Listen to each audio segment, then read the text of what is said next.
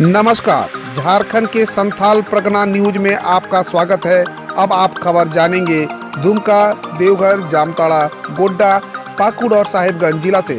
आप न्यूज को किस गांव या शहर से देख रहे हैं, हमें कमेंट में जरूर बताएं।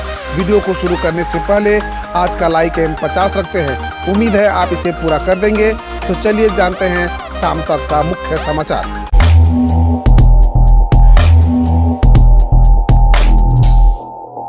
झारखंड बिहार के छात्रों के लिए बड़ी खबर। डीयू में स्नातक पाठ्यक्रम में हुआ बड़ा बदलाव। दिल्ली विश्वविद्यालय में निर्णय लेने वाली सबसे महत्वपूर्ण संस्था एग्जीक्यूटिव काउंसिल की बैठक में 4 वर्षीय अंडर ग्रेजुएट पाठ्यक्रम को मंजूरी दे दी गई है। बैठक के दौरान दिल्ली विश्वविद्यालय एग्जीक्यूटिव काउंसिल के कई सदस्यों ने इस पर अपना विरोध भी दर्ज कराया। हालांकि बहुमत से 4 वर्षीय अंडर ग्रेजुएट पाठ्यक्रम को मंजूरी मिल गई है। कई सुधार हुए हैं। दिल्ली पुलिस ने किया ऑनलाइन फ्रॉड रैकेट का भंडाफोड़। झारखंड के जामताड़ा से 14 लोग हुए गिरफ्तार। दिल्ली पुलिस की साइबर सेल ने ऑनलाइन धोखाधड़ी के आरोप में मंगलवार को झारखंड के जामताड़ा से 14 लोगों को गिरफ्तार कर लिया है। पुलिस फिलहाल इन आरोपियों से पूछताछ कर रही है। ठगी के शिकार हुए लोगों का पता लगाने की कोशिश कर रही है।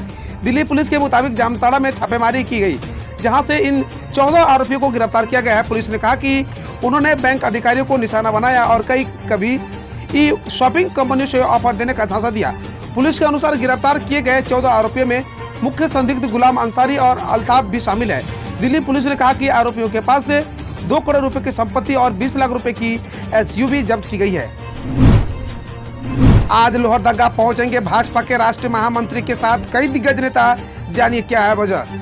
भारतीय जनता पार्टी के सांसद सह राष्ट्रीय महामंत्री सह झारखंड प्रभारी दिलीप सैकिया के साथ कई दिग्गज नेताओं का जमवाड़ा बुधवार को लोहरदगा में होगा। इसमें भाजपा के 3 सांसद शामिल हैं। ऐसे में भाजपा कार्यकर्ताओं के साथ आम लोगों की उत्सुकता भी बढ़ गई है। आखिर क्या वजह है कि भारतीय जनता पार्टी के कई बड़े नेता अचानक ये लोहरदगा पहुंच रहे हैं। भाजपा कार्यकर्ता भी इस बात को लेकर संशय में है।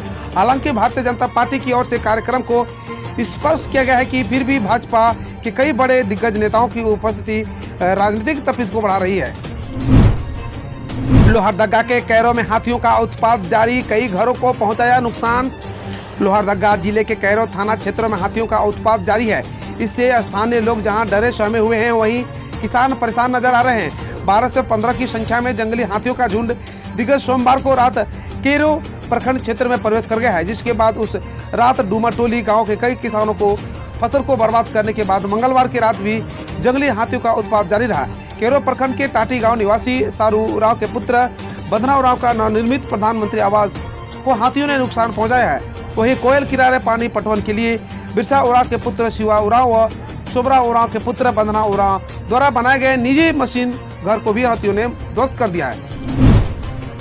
केंद्रीय उपक्रमों पर झारखंड का 1379.38 करोड़ बकाया, 190 कार्यालय डिफॉल्ट लिस्ट में। झारखंड बिजली वितरण निगम की राज्य में चल रहे अन्य केंद्रीय उपक्रमों पर भारी भरकम बिजली बकाया है। इसमें जमशेदपुर में uranium corporation of India limited के जादूगोड़ा और करनीडी स्थित इकाइयों पर क्रमशः 54 करोड़, 22 करोड़ और 36 करोड़, रांची स्थित सेरेन इंजीनियर पर 11 करोड़, भुरकुंडा स्थित असिस्टेंट इंजीनियरिंग MES पर 85 crore, sports authority of India limited Chauparan पर 24 करोड़, शेर भवनाथपुर पर 276 करोड़ से अधिक का बकाया है। मानसून सत्र 3 से वैक्सीन की दोनों डोज लेने वालों को ही मिलेगा प्रवेश। झारखंड विधानसभा के मानसून सत्र के दौरान उन्हें ही परिसर में प्रवेश मिलेगा जिन्होंने कोरोना से बचाव के लिए वैक्सीन की दोनों डोज ली है। जिन्होंने वैक्सीन की दोनों डोज नहीं ली है, उन्हें कोरोना की निगेटिव जांच रिपोर्ट दिखानी होगी। ऐसा नहीं करने पर उन्हें प्रवेश नहीं मिलेगा। 3 से 9 सितंबर तक प्रस्तावित सत्र के कानून व्यवस्था बनाए रखने, कोविड से संबंधित प्रोटोकॉल और कोरोना जांच सुनिश्चित करने का आदेश झारखंड विधानसभा अध्यक्ष रविंद्रनाथ महतो ने दिया है। मंगलवार को उनके कार्यालय कक्ष में संसदीय कार्य मंत्री आलमगीर आलम की मौजूदगी में वरीय अधिकारियों को उच्च स्तरीय बैठक हुई। स्पीकर ने सत्र के दौरान पर्याप्त संख्या में दंडाधिकारी और पुलिस बल प्रतिनियुक्त करने का भी आदेश दिया है। झारखंड शहरी क्षेत्र धर्मशाला अनुज्ञप्ति नियमावली की सैद्धांतिक विरोध शुरू। झारखंड राज्य धर्मशाला समन्वय समिति की आम सभा मंगलवार को माहेश्वरी भवन सभागार में हुई। सभा की अध्यक्षता सुरेश चंद्र पोदार ने की। उन्होंने कहा कि रांची नगर निगम की ओर से धर्मशाला को झारखंड शहरी क्षेत्र धर्मशाला, विवाह भवन, बैंक्वेट हॉल, लॉज एवं छात्रावास निर्माण और अनुज्ञप्ति नियमावली 2013 से मुक्त करने को लेकर सैद्धांतिक तौर पर विरोध किया जा रहा है। झारखंड के मुख्यमंत्री हेमंत सोरेन को जर्मनी के सर्वर से दी गई थी जान से मारने की धमकी, जांच में इंटरपोल से ली जाएगी मदद। झारखंड के मुख्यमंत्री हेमंत सोरेन को जर्मनी सर्वर के जरिए जान से मारने की धमकी दी गई थी। बाहरी तार जुड़े होने से चलते अब इस मामले में सीआईडी की साइबर थाना पुलिस इंटरपोल की मदद लेगी। मामले को लेकर साइबर थाना के जांच पदाधिकारी ने इंटरपोल से मदद के लिए कोर्ट में आवेदन दिया है। कोर्ट के आदेश पर सब इस मामले में अंतर्राष्ट्रीय पुलिस एजेंसी इंटरपोल से जांच में मदद मांगी जाएगी।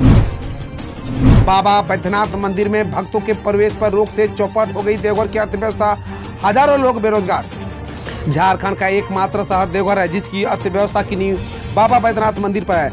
यहाँ उद्योग नहीं, इसलिए बाबा की चौखट पर आने वाले श्रद्धालु की खजाना है। एक साल में तकरीबन 80 लाख शिव भक्त आते हैं। देवघर की अर्थव्यवस्था की रीढ़ 2 माह सावन और भादों में लगने वाला मेला, जिसमें तकरीबन 52 लाख श्रद्धालु पहुंचते हैं। इससे सिर्फ मंदिर से जुड़े लोग ही नहीं बल्कि दुकानदार, होटल व्यवसायिक मोटर वालों के लिए अच्छी कमाई होती है। पूरे एक साल के आंकड़ों को देखें तो आश्विन में 10 लाख तीर्थ यात्री का आगमन होता है। कार्तिक से अगहन तक 1 लाख, माघ और फागुन से 3 लाख अधिक श्रद्धालु पूजा पाठ को आते हैं। रामनवमी से आषाढ़ पूर्णिमा तक बाबा का दरबार गुलजार रहता है। इस कालखंड में 14 लाख तीर्थ यात्री पहुँचते हैं।